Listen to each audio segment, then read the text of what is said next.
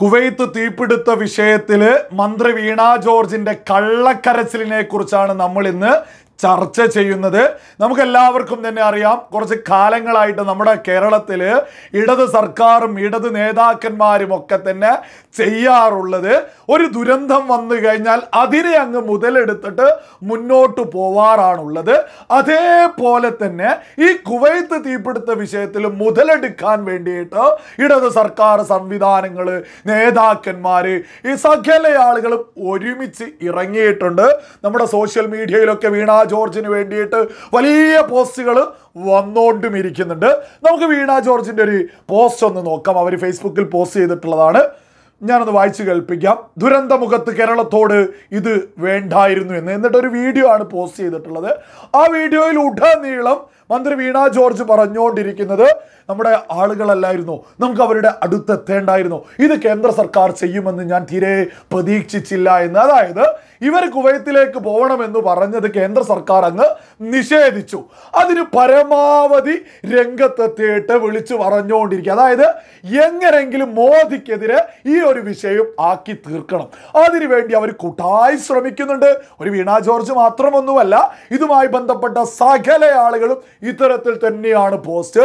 ഇത് ചെയ്യരുതായിരുന്നു, ഇത് വേണ്ടായിരുന്നു, അത്തരത്തിലാണ് സകല പോസ്റ്റുകളും. എന്നാൽ യഥാർത്ഥത്തിൽ എന്തുകൊണ്ടാണ് കേന്ദ്ര സർക്കാർ ഇതിന് അനുമതി കൊടുക്കാതിരുന്നത്? നമുക്കൊന്ന് പരിശോധിച്ച് നോക്കാം. ഒന്ന്, ഈ ഒരു വിഷയത്തിന്റെ വാർത്ത എത്തിയ സമയത്ത് തന്നെ നമ്മുടെ രാജ്യത്തിന്റെ പ്രധാനമന്ത്രി നരേന്ദ്രമോദി സകല പ്രോഗ്രാമുകളും മാറ്റിവെച്ചിട്ട് ഇതുമായി ബന്ധപ്പെട്ട ഒരു അടിയന്തര യോഗം സ്വന്തം വസതിയിൽ വിളിച്ചു ചേർത്തു. അതിൽ വിദേശകാര്യമന്ത്രി ഉൾപ്പെടെ സകല ആളുകളും പങ്കെടുത്ത്, എന്നിട്ട് ആ ഒരു യോഗത്തിലെ തീരുമാനമനുസരിച്ച് വിദേശകാര്യ സഹമന്ത്രി കുവൈത്തിൽ എത്തിക്കഴിഞ്ഞു. അവിടെയുള്ള സകല സൗകര്യങ്ങൾ ഏർപ്പാടാക്കുന്നതിന് അദ്ദേഹം നേതൃത്വം കൊടുക്കുന്നുണ്ട്. ഇന്ത്യൻ എംബസിയിലെ ഉദ്യോഗസ്ഥന്മാർ സകല ആളുകളും വളരെ കൃത്യമായിട്ട് അവിടെ കാര്യങ്ങൾ ചെയ്തുകൊണ്ടിരിക്കുന്നു. ഇനി പ്രധാനപ്പെട്ടൊരു വിഷയം എന്ന് പറയുന്നത്, ഈ വീണ ജോർജ് അവിടേക്കൊരു അനുമതിയുമായിട്ട് കേന്ദ്ര സർക്കാരിനോട് അനുമതിയൊക്കെ ചോദിച്ച സമയത്ത് അവിടെ അടുത്തൊരു വിമാനത്തിൽ പോവുകയാണെങ്കിൽ പോലും ഒരു വിമാനത്തിൽ കയറി അവർ കുവൈത്തിൽ എത്തണമെങ്കിൽ കഴിഞ്ഞ ദിവസം ഇവർ ഈ ഒരു പത്രസമ്മേളനമൊക്കെ വിളിക്കുന്ന സമയത്ത് ആ ഒരു സമയത്തുള്ള വിമാനത്തിലായിരുന്നു അവർ കുവൈത്തിലേക്ക് പോവുക എങ്കിൽ 5 മണിക്കൂറിലധികം വേണ്ടിയിരുന്നു ഈ കുവൈത്തിൽ എത്താൻ.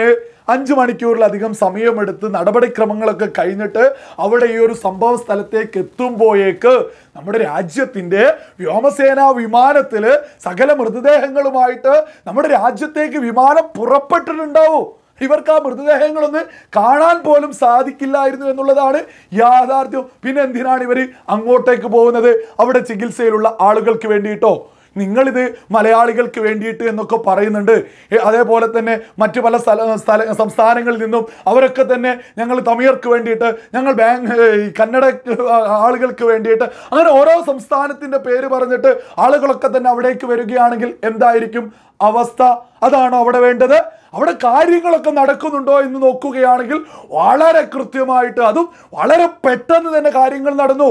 നിങ്ങളൊക്കെ തന്നെ ഒന്ന് ആലോചിച്ച് നോക്കൂ. നമ്മുടെ വ്യോമസേനയുടെ വിമാനം ഇന്ന് എത്തിക്കഴിഞ്ഞു. ഇവിടെ ഒരു ദുരന്തമുണ്ടായിട്ട് എത്ര പെട്ടെന്നാണ് മൃതദേഹങ്ങളുമായിട്ട് നമ്മുടെ രാജ്യത്തിൻ്റെ വിമാനം നമ്മുടെ രാജ്യത്ത് എത്തിയിട്ടുള്ളത്. ഇത്രത്തോളം വളരെ കൃത്യമായിട്ടൊരു ഇടപെടുന്ന ഒരു കേന്ദ്ര സർക്കാർ ഉണ്ടാകുമ്പോൾ എന്തിനാണ് ഈ മന്ത്രിയൊക്കെ അങ്ങോട്ടേക്ക് പോകുന്നത്? നമ്മുടെ രാജ്യത്തിൻ്റെ ഭരണാധികാരൻ മലയാളികളെന്നോ തമിഴരെന്നോ എന്ന് നോക്കിയിട്ടല്ല, മറിച്ച് ഭാരതീയർക്ക് വേണ്ടിയിട്ട് അവരവിടെ സകല സംവിധാനങ്ങളും ഒരുക്കുന്നുണ്ട്. അവരാരെയും വേർതിരിച്ച് കാണില്ല. അവരെല്ലാവർക്കും വേണ്ടിയാണ് അവിടെ നിൽക്കുന്നത്. അതേ സമയത്ത് ഈ മന്ത്രി അവിടെ എത്തിയാൽ നിങ്ങൾ വേർതിരിച്ച് കാണും. അവിടെ മറ്റു സംസ്ഥാനങ്ങളുടെ അടുത്തേക്ക് നിങ്ങൾ പോവില്ല. നിങ്ങളെ അറിയുന്ന കേന്ദ്ര സർക്കാർ സംവിധാനങ്ങൾ നിങ്ങൾക്ക് എങ്ങനെയാണ് അനുമതി കിട്ടുക, അനുമതി തരുക? എന്നിട്ട് ഇതൊക്കെ ഒരു ഗിമ്മിക്കിൻ്റെ ഭാഗമായിട്ട് ഞങ്ങൾ അനുവദിക്കുന്നില്ലോ, ഞങ്ങളെ ചെയ്യുന്നില്ലോ, ഞങ്ങളെ പറഞ്ഞയക്കുന്നില്ലോ, ഈ ഒരു കരച്ചിലാണ്. ഇതൊക്കെ ഒരുപാട് ആളുകൾ ഇനിയുള്ള മുമ്പോട്ടുള്ള കാലത്ത് വിശ്വസിക്കില്ല എന്നുള്ളതൊക്കെ ഒന്ന് നിങ്ങൾ തിരിച്ചറിഞ്ഞോളൂ. നമ്മുടെ കേരളത്തിലെ ബഹുഭൂരിപക്ഷം മാധ്യമങ്ങളും നിങ്ങൾക്ക് അനുകൂലമായിട്ട് വാർത്ത കൊടുക്കും. പക്ഷേ ഇപ്പോൾ സോഷ്യൽ മീഡിയകളിലൂടെ കേരളത്തിലെ പൊതുസമൂഹം യാഥാർത്ഥ്യങ്ങൾ തിരിച്ചറിയുന്നുണ്ട് എന്ന് ഈ വീണ ജോർജ് ഉൾപ്പെടെയുള്ള ഈ ഇടത് സർക്കാർ സംവിധാനങ്ങളൊക്കെ ഒന്ന് തിരിച്ചറിഞ്ഞോളൂ. ഈ വിഷയവുമായി ബന്ധപ്പെട്ട് സുരേഷ് ഗോപി ഒരു പോസ്റ്റ് ഇട്ടിട്ടുണ്ട്, ഞാനൊന്ന് വായിച്ച് കേൾപ്പിക്കാം. കുവൈത്തിൽ നടന്ന തീപിടുത്തത്തിൽ മരണപ്പെട്ട പ്രിയപ്പെട്ട മലയാളി സഹോദരങ്ങളുടെ ഭൗതിക ശരീരം ഏറ്റുവാങ്ങി.